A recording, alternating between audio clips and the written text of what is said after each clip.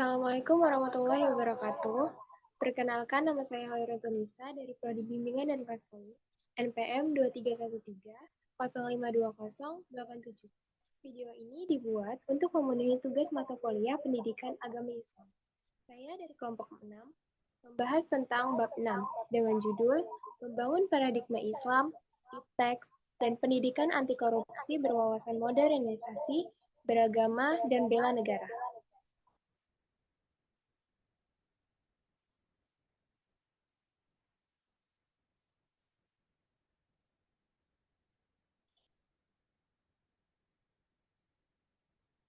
Pertama, konsep Islam tentang ipteks, ekonomi, politik, sosial budaya, dan pendidikan anti korupsi. Apa itu ipteks? Ipteks adalah singkatan dari ilmu pengetahuan, teknologi, dan seni. Ipteks akan selalu berkembang sesuai dengan perkembangan akal budi manusia. Integrasi ipteks dengan agama merupakan suatu keniscayaan untuk menghindari terjadinya proses sekularisasi yang pemisahan antara doktrin-doktrin agama dengan perkembangan ilmu pengetahuan, teknologi, dan seni. Ipteks yang islami selalu mengutamakan kepentingan orang banyak dan kemaslahatan bagi kehidupan manusia. Ilmu. Kata ilmu berasal dari kata Arab, il, yang berarti pengetahuan. Pengetahuan merupakan lawan dari jahil, yang berarti ketidaktahuan atau kebohongan. Sumber lain mengatakan bahwa kata ilm adalah bentuk masdar dari alima ya alimu ilman. Pada sisi lain, Allah akan menganugerahi kedudukan istimewa kepada orang yang berilmu dan beriman. Orang yang disebut ilmu disebut alim, dan dalam kata jamak berarti ulama. Seni. Menurut Nunung Rodiah, seni adalah hasil ungkapan akal budi manusia dengan segala prosesnya. Seni identik dengan keindahan. Keindahan yang hakiki identik dengan kebenaran. Keduanya memiliki nilai yang sama, yaitu keabadian.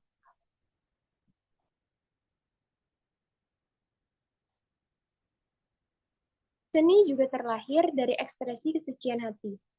Hati yang bening melahirkan karya seni yang beradab. Sedangkan hati yang kotor tentu melahirkan karya seni yang tidak beradab. Hidup dengan seni menjadi indah, damai, dan nyaman. Adapun hidup tanpa seni menyebabkan hidup kering, gersang, dan tidak nyaman.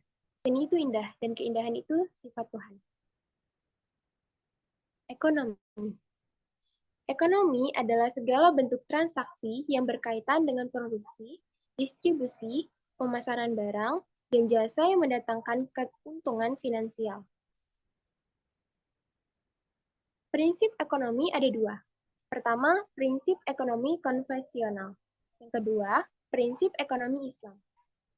Ekonomi konvensional berprinsip berkorban sekecil-kecilnya untuk mendapatkan keuntungan sebesar-besarnya. Sedangkan ekonomi Islam berprinsip berkorban secara tidak kikir dan tidak boros dalam rangka mendapatkan keuntungan yang layak. Politik. Politik dalam Islam disebut siyasah atau fikih politik. Siyasah sebagai integral dari fikih Islam. Fikih politik secara global membahas masalah-masalah ketatanegaraan atau siyasah dusturiyah, hukum internasional, siyasah dauliyah, dan hukum untuk mengatur politik keukaman, siyasah maliyah. Pendidikan menurut pandangan Islam. Pendidikan Islam bertujuan memanusiakan manusia.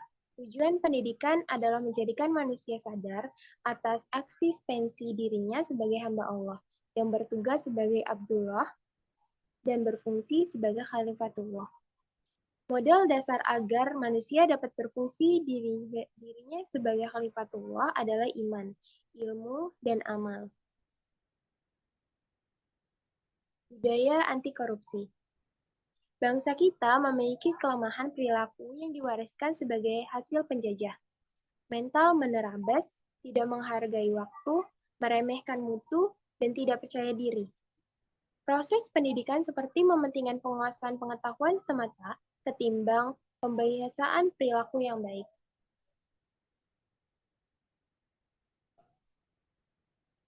Perspektif Islam dalam implementasi iptek, ekonomi, politik, sosial budaya, dan pendidikan.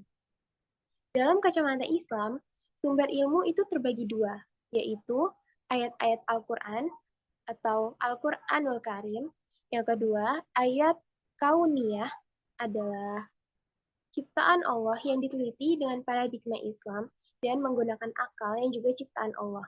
Lalu, dari ciptaan dan penelitian itu menghasilkan teknologi-teknologi dalam tataran aksiologi yang dijelaskan tidak bebas nilai.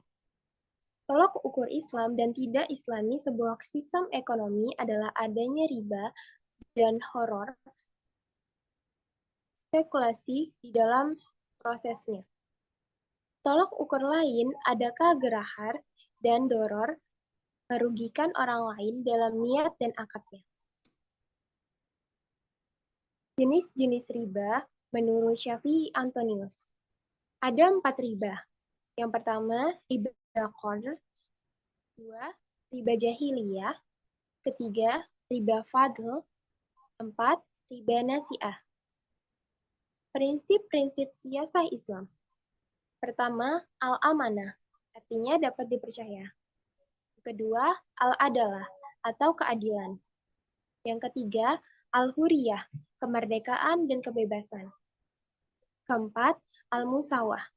Secara etimologis artinya kesetaraan dan kesamaan. Kelima, tabadul al-ijtimah, tanggung jawab sosial. Al-Quran merupakan sumber ilmu pengetahuan dan teknologi karena banyak sekali isyarat-isyarat Al-Quran yang membicarakan persoalan-persoalan sains dan teknologi dalam bidang keilmuan lainnya. Menggali sumber historis, sosiologis, dan filosofi tentang konsep Islam mengenai iptek, politik, sosial budaya, dan pendidikan. Kemajuan dalam pendidikan dan penguasaan iptek berimplikasi terhadap kemajuan politik, ekonomi, dan budaya. Secara historis, dapat Anda lacak ketika dunia Islam unggul dalam iptek.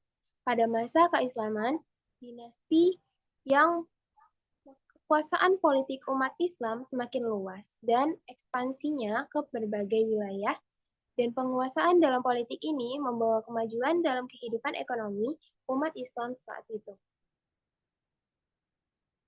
Ibnu Athaillah menyatakan, sesungguhnya Allah memberikan kemajuan materi kepada orang-orang yang Allah cintai dan kepada orang-orang yang tidak Allah cintai. Tetapi Allah tidak memberikan iman kecuali kepada orang yang Allah cintai. Membangun argumen tentang kompatibel Islam dan tentang modernisasi. Status sosial menjadi pemicu konflik antara agama, antar etnik yang menjurus kepada disintegrasi bangsa. Agama dan modernisasi adalah dua faktual yang berbeda. Keduanya tidak dapat dibandingkan atau dipertentangkan. Modern adalah perubahan sikap dan pandangan dari tradisional ke rasional, dari primordial ke logis dan nalar.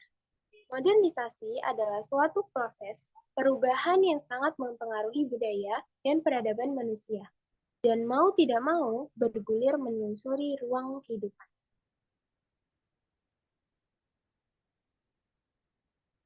Lima langkah-langkah cara untuk mengidentifikasi permasalahan yang dapat dimulai dengan cara memahami karakteristik ajaran Islam sebagai berikut. Pertama, rasional. Yang kedua, sesuai dengan fitrah manusia. Ketiga, tidak mengandung kesulitan. Keempat, tidak mengandung beban. Kelima, diturunkan dengan cara bertahap.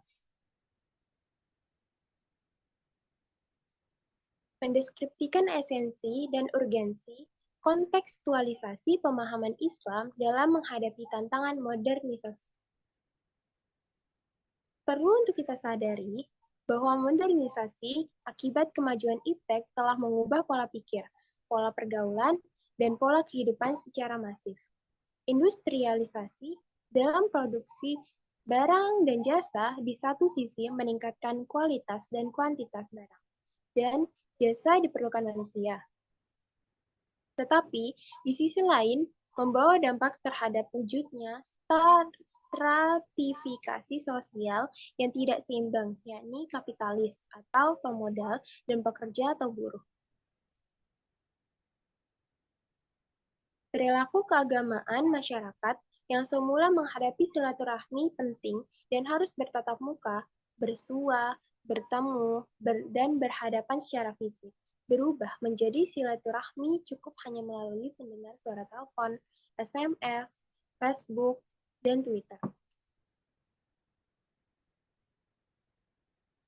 Menurut Kunto Wijoyo, ada 5 program reinterpretasi untuk memerankan kembali misi rasional dan empiris Islam yang bisa dilaksanakan saat ini dalam rangka menghadapi modernisasi. Program pertama adalah perlunya dikembangkan penafsiran sosial struktural lebih daripada penafsiran individual ketika memahami ketentuan-ketentuan tertentu di dalam Al-Quran. Program kedua adalah mengubah cara berpikir subjektif secara berpikir objektif. Program ketiga, mengubah Islam yang normatif menjadi teoritis. Yang keempat, mengubah pemahaman yang ahistoris menjadi historis. Program kelima, merumuskan formulasi-formulasi wahyu yang bersifat umum menjadi formulasi-formulasi yang berspesifik dan empiris. Terima kasih, sekian dari saya. Kami dari kelompok 6, jika ada kekurangan mohon maaf.